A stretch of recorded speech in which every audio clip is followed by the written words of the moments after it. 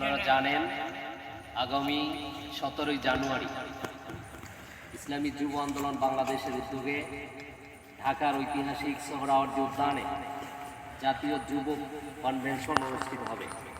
উক্ত যুব কনভেনশনে জাতির উদ্দেশ্যে ভাষণ দান করবেন এদেশের লক্ষ কোটি তৌহিদি জনতার ধর্মীয় রাজনৈতিক রাহবার আমিরুল মুজাহিদিন হযরত পীর সাহেব হুজুর চরমনাই, শাইখে চরমনাই সহ জাতীয় নেতৃবৃন্দ সেখানে গুরুত্বপূর্ণ বক্তব্য রাখবেন।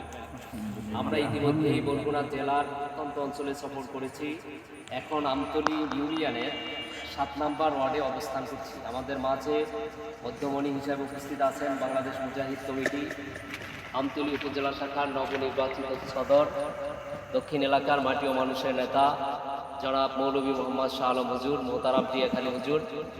তো আগামী দিনে আমতলী উপজেলা থেকে আমরা বিপুল সংখ্যক গাড়ি বহরে ঢাকা শহরে যাব ইনশাআল্লাহ। আপনাদের সকলকে আগামী 17 জানুয়ারি ঢাকা শহরের ঐতিহাসিক সোহরাওয়ার্দী উদ্যানে এই নব কাফেলার সাক্ষী হওয়ার জন্য, সারথি হওয়ার জন্য বিনীতভাবে অনুরোধ জানাচ্ছি।